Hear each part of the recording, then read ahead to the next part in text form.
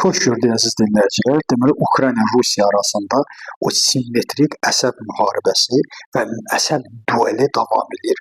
Mən sizə dünənləri məlumat vermişdim ki, artıq Amerika yeni və köhnə müttəfiqlərinə doğru döndü. Parisdə keçirilən konfransda həm Avropa, həm Ukrayna, həm də Rusiya, üzr istəyirəm, Amerika iştirak edirdi və bu bir daha onu göstərdi ki, artıq Avropanın tərəfi olaraq Ukrayna masadadır və Ukraynasız məsələ həll olunmayacaq. Bunu Amerikaya başa saldılar və Amerika da nəhayət bildirirdi ki, bu Rubio'nun dili ilə belə bir açıqlama verildi ki, biz nəzarət edəcəyik, baxacağıq. Əgər bu sülh müqaviləsi, əgər bu atəşkəs mümkün olmayacaqsa, biz bu məsələdən üzümüzü çevirəcəyik. Yəni bu nə deməkdir? Bu o deməkdir ki, olan qalan Putinin şansları da sıfıra bərabər olacaq. Bu günləri Trump Putin üçün vəziyyətdən qaçmaq üçün, doğrudan da bu ağır vəziyyətə düşdüyü bu bataqlıqdan yayınmaq üçün ən gözəl vasitədir ki, mən həmişə demişəm ki, o Trump'un bu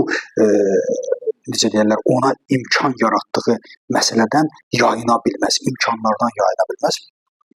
Məsələn, bu Parisdəki görüşdən sonra avtomatik surətdə bugün biz nəyi görmüş olduq? Artıq Putin hökuməti o mesajı alıb və Pasxanı bəhanə gətirərək Putin Pasxa bayramına görə atəşkəs elan etdi. Amma elə o saatda artıq cavab verildi Zelenski tərəfindən. Zelenski də bildirdi ki, bəli, belə siz atəşkəsə hazırsınızsa və belə sülh məramlı, çox belə atəşli sevən, atəşkəsi sevən və insanlığı sevənsinizsə, elə gəlin bunu uzadaq bir aylıq elə. Biz buna da hazırıq. Yəni, birbaşa simmetrik cavablar Zelenskidən gəlir və onu da izah etdi dünyaya ki, dedi, heç də Rusiyanın siz bu humanizminə baxmayan, bugün atəşkəsi gecə ilə elan edilir, amma hələ də Ukrayna ərazilərinə atəş açılır, Ukrayna ərazilərinə hücum dayanmır. Yəni, bu Rusiyanın taktikasıdır və bunu da bütün dünyaya göstərməyə çalışır. Əslində qalsa Putinin gedişi Pasxa üçün o atəşkəs gedişi bütün dünyaya özünü sülhpərvər göstərmək, əsasən də öz simasını və Trump'ın simasını qorumaqdır. Trump'a mesaj ötürür ki, bax görürsünüz biz sizin də dediyinizi eləyirik. Bax bir görürsünüz siz nə deyirsiniz biz onları eləyirik, amma artıq öz şansının bitdiyini görür və Zelenski də bunu çox böyük məharətlə bütün dünya ictimaiyyətinə çatdırır ki, bu sizi aldadırlar. Heç də inanması bir vəziyyət deyil və yaxud da Trump özü də öz simasını qorumağa çalışmasın.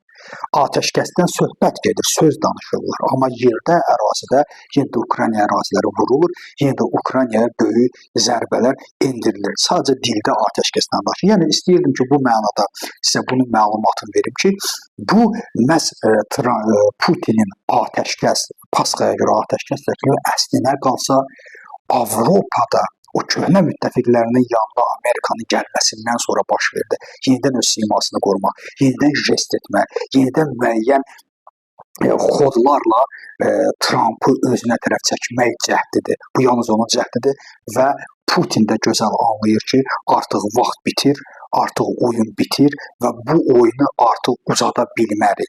Ya Trump'ın dediyini etməliyəm, ya da artıq Trump da olmayacaq.